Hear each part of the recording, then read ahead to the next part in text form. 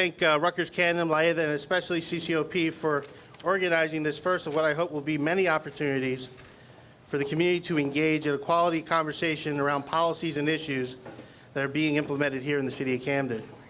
First, I'd like to give you a little more background about CCOP, or Camden Churches Organized for People. CCOP believes in God's compassion for all humanity, and that by people working together to transform the community, God's presence is known on every street, in every house, and in every institution. Our faith and shared values are the cords that bind us together more than they can divide us, and the racial, ethnic, and religious diversity of our community is the core strength of CCOP. Broken systems and harmful policies allow 42% of children to live in poverty. Graduation rates of just 54%, and rates of unemployment 3 times the state average. CCOP believes in the power of God to help us call out and repair systems no longer working for too many families in too many neighborhoods. CCOP builds the ability of congregations and communities to address institutions and policies that shape social, economic, and political conditions in the region. CCOP is made up of 15 active congregations and is affiliated with the PICO National Network, a network of 45 congregation-based organizations active in 150 cities and 18 states across the country. So why are we here tonight? What is the purpose of this event? Camden's history has been that when new revitalization initiatives are undertaken, the interests of the community residents are not represented. Promises of training programs that will elevate residents to reach the new jobs coming in are always made. Yet, when the dust settles and the incentives have been awarded, the prime government-owned real estate has been sold, and tax abatements are cemented into place, the life of a typical Camden resident is little changed. High unemployment and severe poverty persists. CCOP is working to keep history from repeating itself. The economy of inclusion, a Camden policy forum, is our effort to provide residents and leaders with the tools and information they need to insert themselves in the dialogue and the deal-making that is going on to ensure direct benefits to the community. Tonight is an opportunity to learn from experts about various strategies that can be used to enhance the impact of existing efforts, as well as others to consider that we hope will generate the impact the community needs and wants, jobs and economic opportunity. Before we get started, I did want to go over a few ground rules and logistic points. This is a nonpartisan event. This is an event to discuss issues around economic development in the city of Camden. We ask that there be no conversation around endorsing or opposing candidates declared or otherwise. There's a disclaimer there. Okay? The restrooms are located in the rear of the room, in the right corner over there where the clock is over there in the corner. And our emergency exits, there's one to the right and 2 on either end, right in the middle of the room. Okay? The agenda for tonight will consist of 2 parts. First, a short panel discussion where panelists will have no longer than 10 minutes to discuss their topic, and the second small part of a small group discussion where we'll break up into small groups and have the opportunity to ask questions of the panelists and formulate some action steps. Okay? So please understand one other thing. Please understand that tonight's event is designed to be a learning and fact-finding opportunity as well as a conversation. Please be mindful of your neighbor's desire to engage in the event and allow for the most points of views to be heard. Okay? Okay, let's get started and meet our panelists. We have Mr. Wes Lathrop. Mr. Lathrop is Power Deputy Director for Southeastern Pennsylvania. He's been in the field of community organizing for 12 years, including 3 years as Director of Brookton Interfaith Community. Mr. Lathrop will speak on community benefits agreements. We have Megan Ellens. Dr. Ellens completed her doctorate in Penn's Design Department of City and Regional Planning. Her dissertation was titled Anchoring Communities, the Impact of University Interventions on Neighborhood Revitalization. She will speak on anchoring institutions as a med strategies. Dr. Andrew Zitzer. Dr. Zitzer is an urban planner and assistant professor in the Department of Arts Administration for Drexel University.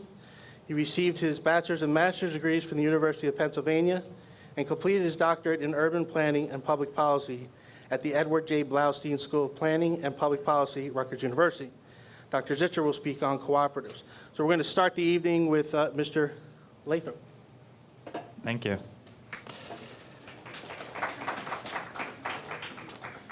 So I work for, just in full disclosure, I work for the sister organization of CCOP across the river in Philadelphia.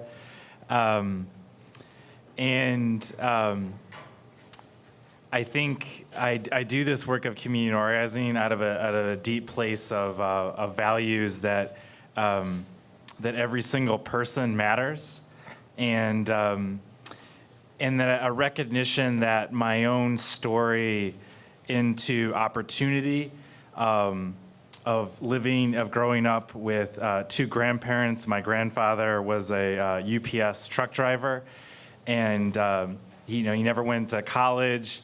And that job that he had at UPS was a really great job that provided health care for me, and he got to really retire, which meant my grandparents could always be home. And it was a pathway into the middle class for my grandparents, and it provided the kind of things that I needed to eventually to be able to get to go to school, to get to go to college. So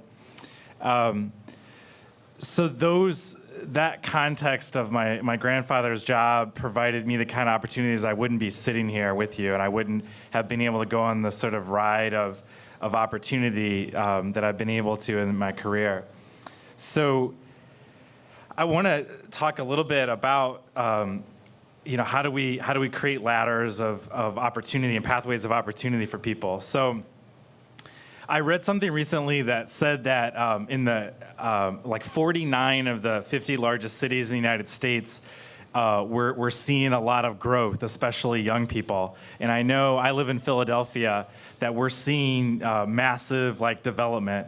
There was a newspaper article about a year ago where the mayor was quoted as saying, some developer took him up high up in a building and he said, "Look across the city. You see all those cranes?" And the mayor was, of course, sort of bragging about that there hasn't been this much development in Philadelphia in so long, and we need to be so proud about that. And it's really a national trend, right? That for young people, for decades, right, that we saw sort of white flight and everything after World War II. And heavy disinvestment after World War II, right, when African Americans came from the South to the North and there was a lot of immigrant growth in cities. And now it's sort of it's the hip thing to do to move into cities, right? So now you're seeing all sorts of investment, and developers are having the time of their lives building new kinds of buildings in cities, right? So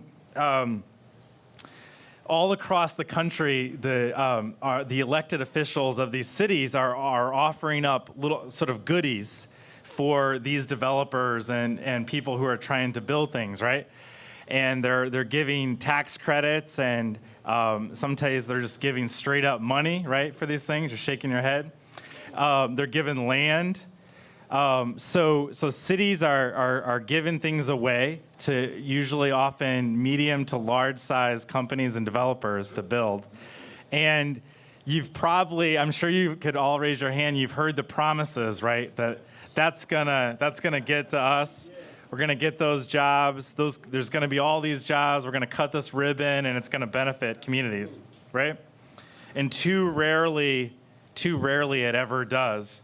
And too often, the benefits are really sort of funneled into a small group of people. Actually, the people who don't even need a lot of benefits already because they're positioned very strongly economically already. So I want to just take a couple minutes to introduce to you a tool, or I'm trying to think of the best way to talk about it, a mechanism for sort of countering this, if you will. So there's been a number of experiences in the country where community has organized together to say that that if our elected officials are going to give away money and land and tax credits to businesses and developers, that our communities need something in return, right? So all over, but a couple examples. In Los Angeles, there was going to be a huge expansion of the LA airport, and community and labor and faith groups got together and said that $11 billion needs to benefit our communities. In a number of places in New York, in a hospital in New Haven, and then for us in Philadelphia, we were looking at an airport as well. There's going to be a huge airport expansion in Philadelphia, and we knew that in this time of economic scarcity, there's incredible wealth that's generated at the airport. So a community benefits agreement is when community and labor and different organizations partner up and form a coalition, and they say that they form a coalition, and then they negotiate with in often cases a developer and say, because the developer needs things from the city, right? They need permits, land, there's all sorts of things, right? So the elected officials in your city are sitting in a good position because they have some power to actually do something. They have some authority about whether they're going to give these permits, whether they're going to give the land away, all these sorts of things. So what community can do and the leverage it has is to put pressure on elected officials to say, we don't just need to be giving these goodies out for nothing. We need to have some expectations. So the win-win situation is that the community coalition says, we will not sort of verbally, we will not oppose the project. We will not tell elected officials to oppose the project. We will tell them to support it if these sorts of things are in it. So our examples are, for instance, in LA, the agreement that was negotiated were over $20 million of benefits. There was a job training pool created to give people money to be able to be equipped for airport jobs. There was a targeted hiring system that made sure that it benefited those closest to the airport and disadvantaged communities. And it was all sorts of like wacky things in the agreement that benefited there was part of the coalition was actually the Los Angeles School District, and what they got in the agreement was soundproofing around the school close to the airport. There was environmental groups were part of the coalition, and they negotiated that there's certain new environmental standards set around like all the trucks that deliver the fuel and everything at the airport. So all these groups formed this coalition, and they all wanted something. They got clear about what they wanted, right? That's what you got to have. First, you got to have a coalition of people. Second is you got to start to get clear about, like, what is this project? And my experience from Philly is that you need to get in front of it as much as you can, right? So you need to understand what are the projects that are going to be happening 2 or 3 years down the road, not like a couple months down the road, because those deals have already been cut, okay? So you got to look at what's really coming down the pipeline 2 or 3 years from now that you can get in front of. And then you start to, as a coalition, come together to, what would we want out of this? What's going to benefit our communities that we'd want out of this, right? And then to start to form that coalition and to get in negotiations with that developer, starting talking to elected officials that we're going to push you to oppose these things unless these X, Y, and Z thing is in the agreement. Ultimately, a community benefit agreement is a legally binding document, right? That holds the signatories to a set of agreements that the developer or the company has to do X, Y, Z thing, right, that you ask them, and in return, you will not get in the way of the project. Does that make sense? I would just say, and then lastly, there's also a notion of community development policies. So another thing after the airport thing happened in Los Angeles, the next thing that groups did is they put pressure on the city for the LA to have their own policies to make sure that local growth would benefit local people. So when Los Angeles had a redevelopment authority, that any building projects that were above a certain economic threshold were guaranteed that like 30% of the construction jobs would go to folks living in adjacent neighborhoods. So I don't know what the experience is in Camden, but in Philly, we see people working on the projects that don't look like the people in our neighborhoods. And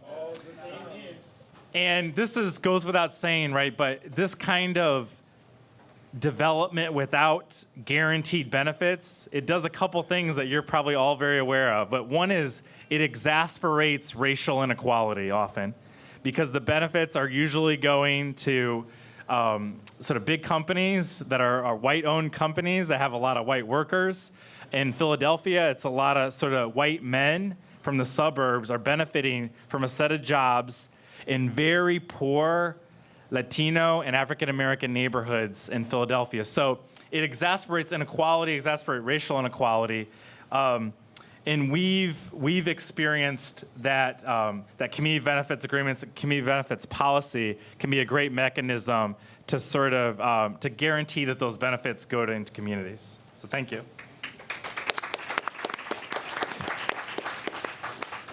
Thank you, Wes. And I did omit one other introduction. Dr. Deborah Kornavaca. She's the Legislative Director for New Jersey Working Families and the Coordinator of Better Choices for New Jersey Coalition that is convened by New Jersey Working Families. She has a PhD in anthropological archaeology and has been a community activist for over a decade. Deborah, thank you. Me now? No, Going down the line. So I think I'm up next. Thank you all for having me today. I study anchor institutions. So anchor institutions are nonprofits. They have deep roots in their neighborhoods. Too quiet? Thank you. All right, so they are nonprofits, deep roots in their neighborhoods. Universities and hospitals are, the primary examples, though community centers and other CDCs and nonprofits can count in that category. But I spent the last several years looking at universities specifically, because they're really at the forefront of anchor institutions who are investing in place. So I started this by working for the Penn Institute for Urban Research, where I was looking at it really from a very neutral, internal sort of place, where I looked at 6 universities and said, what do you do? What do you spend money on? How are you focused in your neighborhood? And developed these case studies. But that brought me more to my own research, which said, that's great. That's what you do. You're spending a lot of money. You're taking a lot of time. But what impact is that having in those neighborhoods? Who's benefiting? How's it changing? So today I'm going to spend a little bit of time talking about that sort of research, and specifically, this research is pretty new. So if we can go back 2 slides, maybe. Yeah, this slide, actually one more forward. That slide's great. So these are the kinds of questions that I started with in my research because it's pretty new. Universities matter a lot to cities. They are more than half of all universities in the U.S. are located in urban neighborhoods. They are the largest employers. They're among the largest employers, often among the largest landholders. They have a lot of money. They generate a lot of economic development. So cities know how much universities matter to them. Universities, as many of you will not be surprised to know, or you know already, universities haven't always recognized how important their neighborhoods are to them. And so you spent a lot of time in the 1950s and 60s, urban renewal days, clearing out neighborhoods, expanding as they needed to, without a lot of benefit to the people that lived there. But this really changed, at least there's a trend of change starting in the 1990s, where universities started to recognize that there might be some value in these neighborhoods. They started to spend some money in those areas. And so I've really focused my research looking at what are you spending money on, what kinds of stuff matters, and how have those neighborhoods changed over a 20-year period between 1990 and 2010. So what I've really found is that, again, not necessarily surprising, you can go forward one, is that universities play to their strengths. So the traditional thing that universities have done since the early 1900s, they do a lot of community service. They do a lot of volunteerism. And that's great, but that's not necessarily really place-based change. So what do they do to incentivize that? They invest a lot in real estate development, either their own or with private development partners. And so as I found, as I did my research, researched and I looked at 22 universities across the country, found that they're really incentivizing development, that the kinds of development that they're incentivizing, it's a lot of student housing, it's a lot of restaurants and entertainment, and it's not really directed to the existing residents that live there, not a lot of focus on home ownership and those sorts of things. So in short, while there's a lot of talk about how anchor institutions can be the saviors of cities, they are not in their current form. They're not typically a substitute for community development. These are not the sorts of efforts on their own where universities will come in and say, we're going to rebuild the community. However, there are some really great examples of where if the community can organize and come to the table and really partner with them to redirect those resources. These are institutions with significant human resources and financial resources. So when you can come to the table, that can make a big difference. And I just have a couple of examples of the types of things universities are spending money on and what that looks like. So University of Chicago has been doing this since the 1950s. They're one of the earliest examples. They do some home ownership investment on the south side of their campus, but a lot of their more recent investments are just what I said, a lot of real estate. And so they focus on commercial corridor revitalization. They focus on the things that you can physically see, so it's a big impact of change. They do have some small business development programs, particularly because they tend to be the landlord, and so they're able to work with some people that live in the neighborhood, develop business plans, get them in there to try out different small businesses. And so, that's been a bit more community-minded. But a lot of what they've done is really highly visible development piece of it. If you go to the next, so Harvard University, and you notice a lot of my examples are private institutions. That's not because they're the only ones that do it. It's just because they illustrate some good examples in this case. But Harvard University plays a lot of what Wes was just talking about. They are expanding their campus across the Charles River into Boston. They already had existed on that footprint for a long time, but they're expanding what they're doing. There was a lot of ill will generated during the 1990s. They acquired a lot of property with sort of behind-the-scenes subsidiaries, and they weren't very upfront about things. But that's changed in recent days. And so what they've done, though, and how the community has benefited is they have community benefits agreements. So the city of Boston requires them to file an institutional master plan, and through that, they have to direct funds into the community through this community benefits agreement. So this is a case where it's not the neighborhood organizing, but it's the city at large saying, if you're going to come here and you're going to do this, there needs to be something else put back into this neighborhood. So that looks like some education centers and portals that they have to provide support and after-school programming, as well as continuing education, community center type things. It also looks like taking down some really dilapidated Section 8 housing that was there. They tore that down to redevelop the corner as a more active corner, but then they built an entirely new set of homes, both multifamily and single family, in the neighborhood, much higher quality to serve that group of residents. And they did so by creating a nonprofit partnership with a wholly separate organization to sort of guide that. So that's what that looks like. The next one is Syracuse University, so upstate New York. In this example, the university is a funder, but they have developed a nonprofit, a community development corporation, who is wholly in charge of this initiative. It's a neighborhood it's about a mile from their campus. It's on the other side of the downtown from where they're located. And they've basically said, here's some funding, we believe in this mission, we'll be involved with the board, but the CDC is in charge of what they do, and as a result, it ends up being a lot of homeownership programming, economic development programming, commercial development, job training, so it's really the whole package of building wealth within the neighborhood instead of revitalizing the neighborhood and attracting new people in to turn it over. So this is a pretty great example. What's tough about examples like these, and it's hard for me to say because I'm looking at them at a point in time when they're still relatively new, is how do you convince the anchor institution to keep funding this for the long term? And that's something that I don't have answers to yet. They certainly don't have an answer to yet. The last example is Duke University that I wanted to mention. So this is one that I looked at pretty in depth. And what they've done is they've basically said there are lots of people in our community who know how to do good community development work. They're the experts, not us. So they partner with people like Habitat for Humanity, other community development organizations to build affordable housing, to build community clinics. They focus on education as well. And they do all of this by sort of being a quiet partner. So they're not in the front of any of these efforts. They give them the money and say, these are sort of our goals and priorities, but you go ahead and implement them and we'll support you.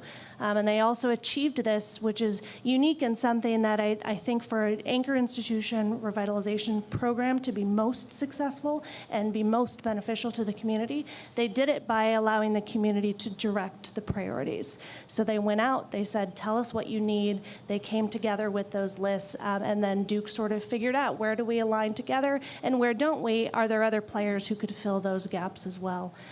So I'll sort of leave it there, but I think my big takeaway from the research is that while anchor institutions are not necessarily directly supporting community development efforts right now, but I think there's lots of potential for them to do so, but they're not the experts in the work. They have a mission, they have their students, they have their own sort of goal, and it's not that they're against the community development piece, but they are not best equipped to do it. All of you are better equipped to sort of do that, and getting nonprofit groups to come to the table and support that is the most likely path towards redirecting those funds.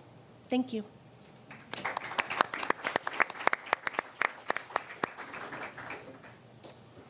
Hi, everybody. My name is Andrew Zitzer. I am a professor at Drexel University, just over the river, and I live in West Philadelphia, and I have seen the power of what Power is doing in Philadelphia to try to advocate using communities of faith and the power of those networks to raise wages for airport workers and for other beneficiaries of their efforts. And so I'm a true believer. My congregation at home is very involved in what Power is doing, and I'm just a true believer in the impact that faith-based organizations and community organizing can have to rebalance the kind of dynamics of power that are going on in our cities.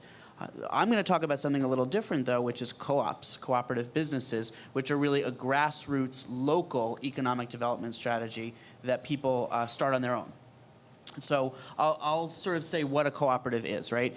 A co-op is a user-owned and user-controlled business, right? So it's something where people come together and they start their own business, and then they control the income and revenue expenses of it, and it distributes any benefits or profits that it gets based on how much people use it. It's different from a corporation, which is owned by stockholders that might be halfway around the world, and the way that the benefits accrue in a stock corporation are how much shares you own. In a co-op, it doesn't matter how much money you put in. Everybody gets the same based on how much they use the services of the cooperative. So it's a little different. The co-ops are governed by a set of principles going back to the 1840s. So any co-op around the world that you encounter is going to believe in my messy little jumble of things like democratic membership control, one member, one vote, a commitment to education, a commitment to community development so that it's not just about what happens in the co-op, but what happens in the environment, and a commitment that co-ops help other co-ops, because it's all about cooperation, right? So co-ops have this ethical thing built into their DNA. Co-ops are different from other kinds of businesses, as I started to say. They're different from stock owner corporations. They're different from private businesses because they're community owned. And they're also different from nonprofits because they don't seek charity. They're not going out to get grants. They're trying to make a go of it as businesses. Now, many co-ops actually start nonprofit organizations as partners to do some fundraising, especially in the startup phase. But these are real businesses. There are a few different kinds of, I'm going to come to that in a minute, there are a few different kinds of co-ops that people form. The most popular kind is consumer-owned. So when you think of a food co-op, when you think of a child care co-op, anything where there's going to be people from the community coming together to start a business together.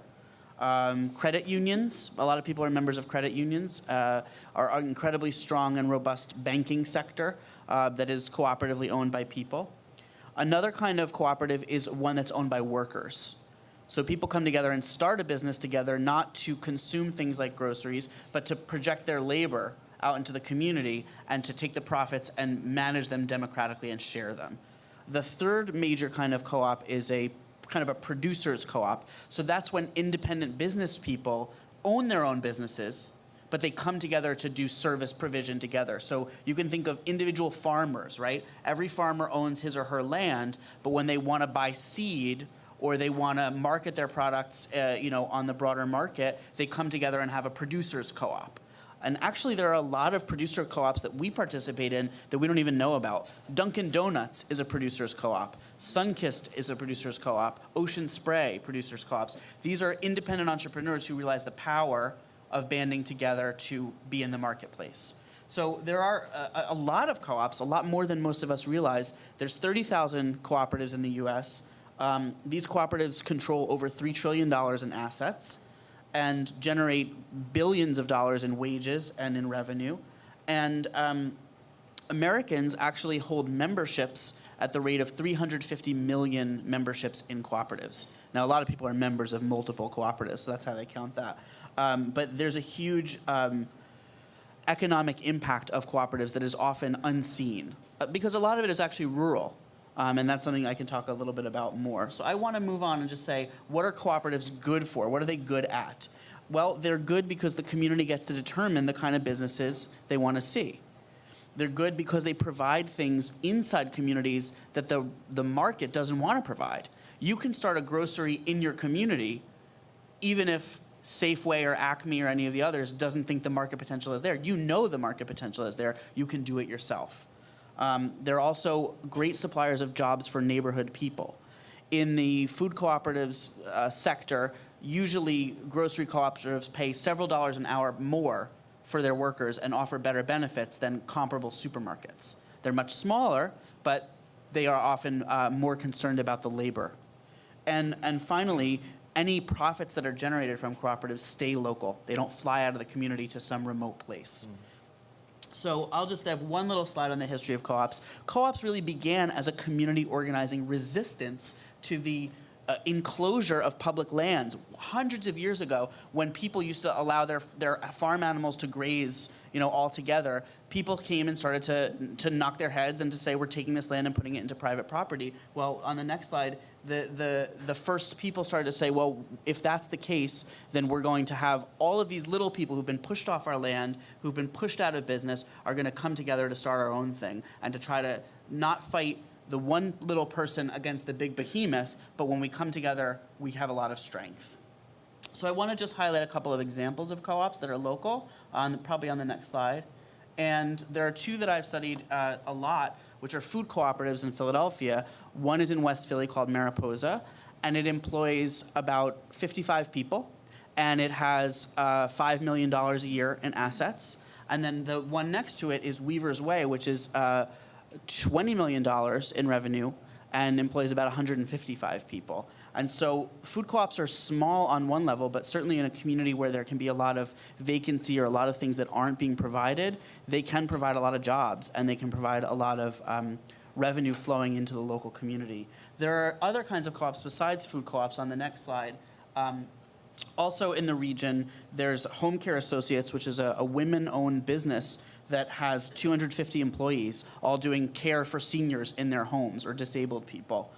There's also Child Space, which owns 3 daycares, and it's a worker cooperative that controls these 3 daycares by all the workers collaborating on how to manage it. And then finally, I don't know if I have a slide of this or not, but there's recently been formed the Philadelphia Area Co-op Alliance, which is a community organizing effort of co-ops. And if there are any co-ops in Camden and South Jersey, I'm sure that the PACA group would want to embrace them and help do development and thinking through how to strengthen the cooperative economy. I don't have a lot of time, but I have on the next slide some examples of different co-ops around the country. One of the things that, especially in the food co-op space, is happening is that a lot of these co-ops are getting started by very wealthy people, and it's all about organic fruits and vegetables and high-end products, but that's not universally the case. The two that I'm citing on this slide, there's this Detroit Black People Community Food Security Network that has really identified co-ops as an answer to the issue of food scarcity and bad nutrition and lack of food access. It's a community organizing effort, but where they've arrived is at a co-op, and they're forming that now. There's also in Greensboro, North Carolina, the Renaissance Community Co-op is also a Black-controlled co-op that's trying to start their own store. The second one is Renaissance. The first one is called, and there's another one I don't have the slide. I can explain more about this in other places. In my last minute, I just want to say a couple of words about Camden. I think there's some really interesting potential for co-ops to be service providers to the eds and meds, right? A lot of eds and meds do a lot of purchasing. So if they can purchase things from the small businesses in the neighborhoods, if people start their own small businesses, co-op or otherwise, they can be the beneficiaries of that. There are, of course, food access issues in parts of Camden. I know there's a new supermarket I was reading about, but that's not enough, and I'm sure I'll hear stories about that situation. And there are also a lot of possible funders who can help kick off co-ops. You know, everything from Robert Wood Johnson, which has a lot of interest in food, to Campbell's, to Rutgers, to the state itself.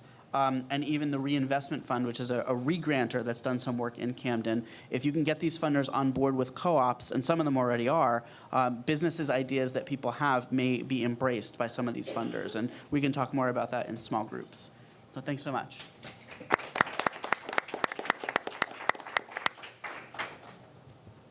Good evening, everybody. How are you?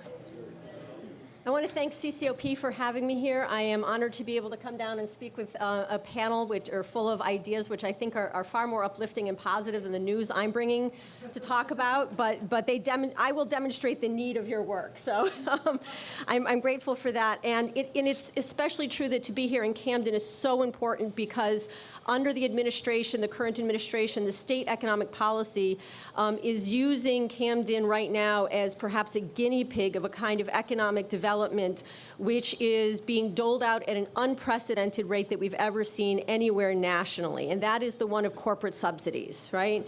Some people may call them incentives. Some people call them subsidies. That's the word I'm going to use. And some people just call them downright corporate welfare, right? So you go along the spectrum where you want, but these are giveaways to large corporations, and Camden is the focal point of it right now. So it's particularly important that we understand the context in which these ideas can be so impactful and understand that Camden can be in an unfortunate way, an experiment for the state-level economic subsidy campaign, but could also be in a really positive way, a role model for a new kind of community development and growth that all of our urban centers in this state very much need. So as a basic understanding, as a little bit of background, the Economic Development Authority, under the authority of the state legislature and the governor, are allowed to give away corporate grants, tax discount subsidies to corporations. This is not money that the state is handing out in dollars. They don't, just pass out the money, but these are tax discounts. So when, a corporation would be due to pay $1, they may pay 20 cents on that dollar, 30 cents on that dollar. In some instances, they can write off that entire dollar, depending on the deal that's struck. And so what happens is these are lost revenues for the state. Right? They're not money going out, but it's money that doesn't come in. So for every dollar in a tax break that we give to a corporation, we're foregoing $1 that could go into funding education, that could go into funding community health care centers, that could go into roads or safe passage, that could go into community policing. All of these things are given up when we give away these dollars and allow corporations to keep them. And these corporations aren't keeping them because they need a greater profit at the end of the day. They're being offered them as an incentive to either stay in a place where they already are, move from Cherry Hill to Camden, or perhaps come in from a new location. So this isn't something that's necessary for their business model in terms of making money. They're making plenty of that already. And in fact, we know that when you talk to corporations about the reasons that they fundamentally decide to locate in a place, a tax subsidy is not high up on that list. They're not going to say no if they can get one, but it's access to transportation routes, it's quality of life, it's public education. These are the things that, for the large part, will make a corporation want to place themselves somewhere. So these subsidies our, the supporters say that these are supposed to bring economic growth to an area, that they're going to bring badly needed jobs.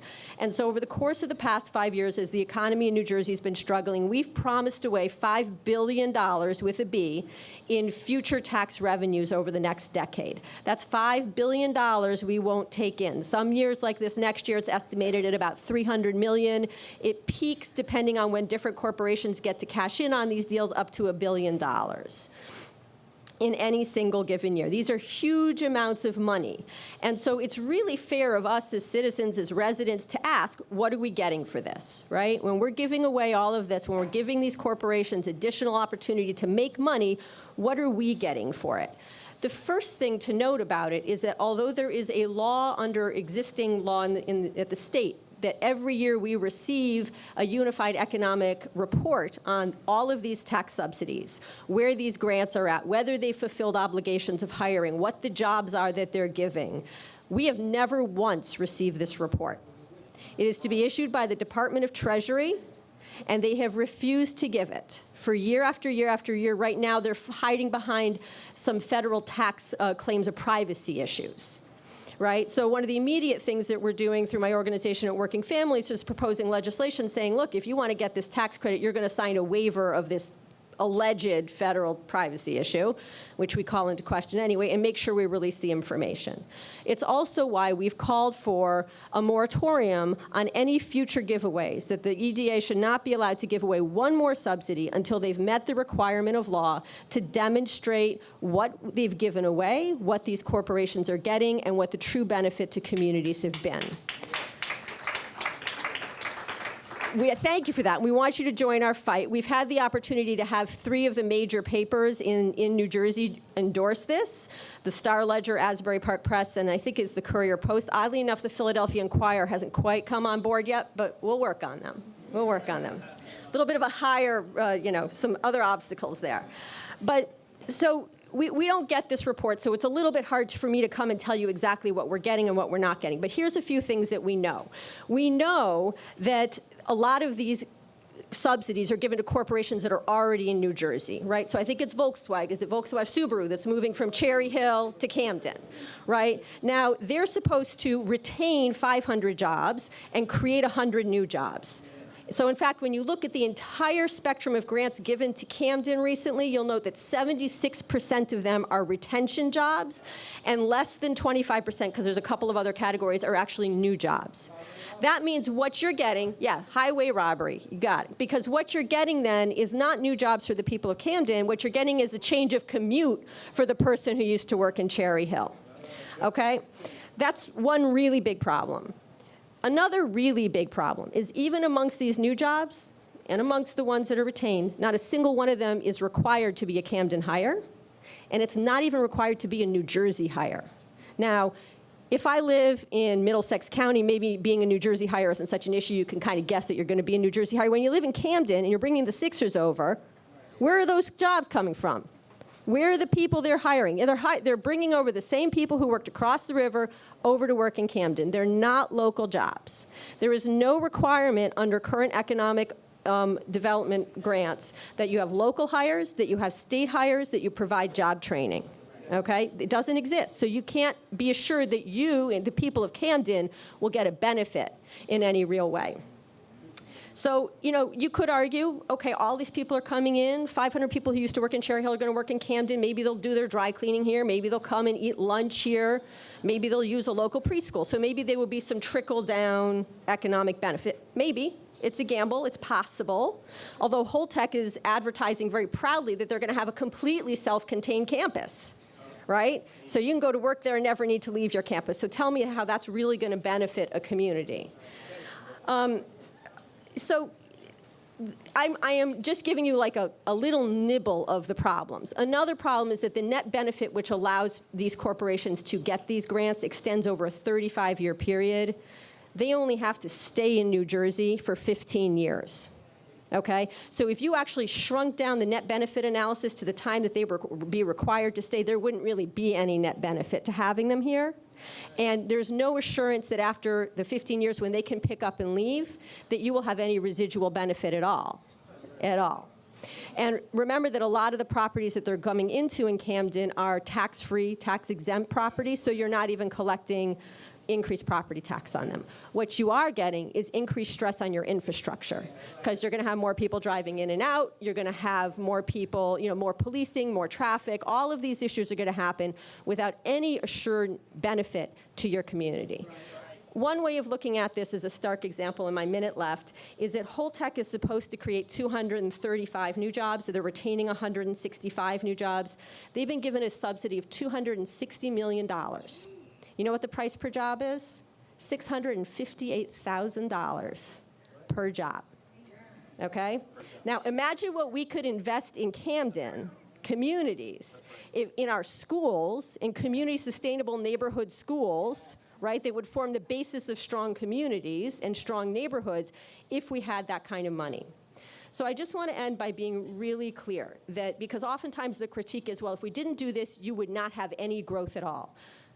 That is not the case. This is not a zero-sum game. It's not do it this way or have no jobs and growth. It is a choice to do it this way, and it favors rich multinational corporations at the expense of the communities where they come into, unless you employ some of the methods and mechanisms that you've heard here today. So Camden, you've got the case study ready, because you have all these corporations coming in, and unless this community demands what the state does not insist on, which are reasonable expectations, you will be left out in the cold, and these corporations will walk away with their profits. All right. Thank you. Thank you, Deborah. Thank you for the panelists. Now we're going to give you an opportunity to stretch your legs, but just sit for 1 minute. We're going to be breaking into small groups. Now, when you came in, when you checked in, you should have received a packet that had a number at the top corner, one of the top right or left corners. All right, that's going to tell you what group you're going to go and sit with.